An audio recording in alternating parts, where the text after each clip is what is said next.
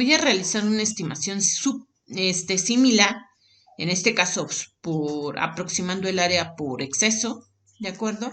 De la siguiente curva, que es una función cuadrática, es la y igual a x al cuadrado. Lo primero que hago es dibujarla. Ya una vez que dibujé esa curva, lo que debo de hacer es dividir el intervalo en el cual estoy trabajando, que en este caso es el intervalo 0,1, en un cierto número de particiones.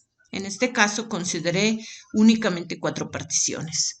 Entonces, la primera partición está en 1/4, en 1/2 y en 3/4. Ahora debo de ir calculando las alturas. Esta altura, esta altura, esta altura y esta altura. Para calcular esas alturas sustituyo 1/4, ¿de acuerdo?, en x al cuadrado, entonces me quedaría 1/4 al cuadrado, me queda 1/16.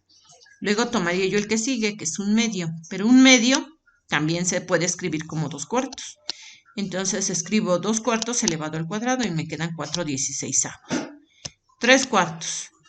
Tomo el 3/4, lo sustituyo y lo elevo al cuadrado y me va quedando 9/16.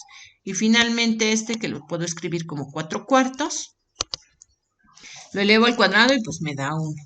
Entonces, ahora tengo que ir multiplicando las bases por las alturas de estos rectángulos. Ok, entonces observemos, mejor dicho, que en este caso la longitud del rectángulo, que es la base, ¿de acuerdo? La base del rectángulo permanece fija. Entonces, esto es 1/4. 1/4 por su altura, que también vale, que vale 1/16. Entonces, me da 1/64. Luego, nuevamente, la base mide 1/4. 1/4 por la altura, que sería 1/2, entonces tendría yo que multiplicar 1/4 por 1/2. Perdón, no por 1/2, tendría que multiplicar la base por esta altura, que son 4/16. Entonces me va a quedar 1/16 o equivalentemente 4/64 para tenerla en el mismo denominador. Luego en la siguiente, ¿de acuerdo? Voy a multiplicar 9 por 1, 9. 16 por 4, 64. Porque esta es la base no cambia. Observemos que la base de cada rectángulo es del mismo tamaño, ¿de acuerdo? Y lo único que va cambiando es la altura. Esas alturas ya están descritas en esta tabla, ¿de acuerdo? Por eso únicamente hay que multiplicar la base por lo que mide la altura. Y así es como generamos estas áreas. Y finalmente ya nada más debemos de sumarlas, obteniendo este resultado. Ahora vamos a hacer una estimación por defecto. Observemos que lo que habíamos hecho en la otra diapositiva era una aproximación por exceso, porque todos los rectangulitos quedan afuera de la curva. Entonces estoy aproximando por exceso. Cuando los rectangulitos queden adentro de la curva, voy a decir que estoy realizando una aproximación por defecto. Entonces, nuevamente divido mi intervalo 0,1 en 4 partes iguales y voy calculando estas alturas. Entonces, en 1/4, ¿cuánto vale y? En 1/2, ¿cuánto vale y? Y en 3/4, ¿cuánto vale y? Eso lo obtengo al ir realizando estas operaciones. Entonces, estas son las alturas y la base, pues no cambia porque seleccionamos una partición uniformemente distribuida o del mismo tamaño, ¿de acuerdo? Entonces hago la base por la altura, base nuevamente por altura y base por lo que mide la altura. Genero las áreas y luego tengo que sumar esas áreas y esta es una aproximación, ¿de acuerdo? Que está por debajo del área real.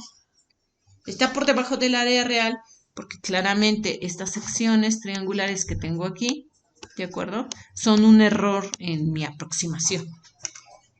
Igual que en el caso anterior, estos piquitos que tengo aquí me dan el error de mi aproximación. Estoy sumando más de más. Y en este caso estoy sumando de menos. Bueno.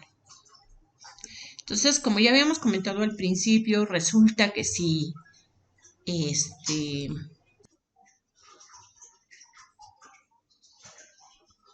Ahora vamos a realizar otro ejemplo, pero ahora considerando la función y igual a x al cuadrado. ¿Ok? Entonces, en este caso también voy a considerar mi partición. Bien. Voy a considerar una partición de tamaño 1 sobre n de manera general. ¿Ok? Voy a sustituir este 1 sobre n en esta expresión para ir obteniendo los valores de la función en este punto.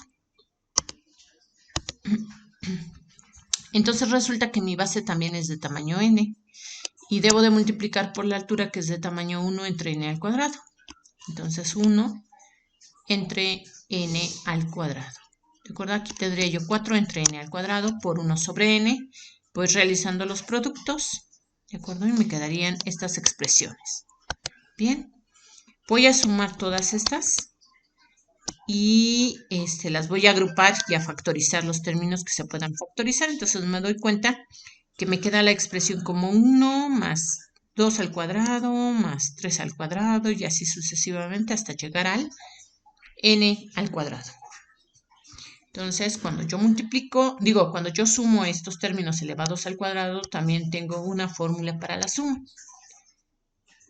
Entonces, esta la sustituyo aquí y así es como genero esta expresión. Desarrollo los productos y los simplifico y obtengo este resultado. ¿De acuerdo? Entonces, ya que obtuve ese resultado, ahora resulta que yo tengo que calcular un límite. ¿Por qué debo de calcular un límite?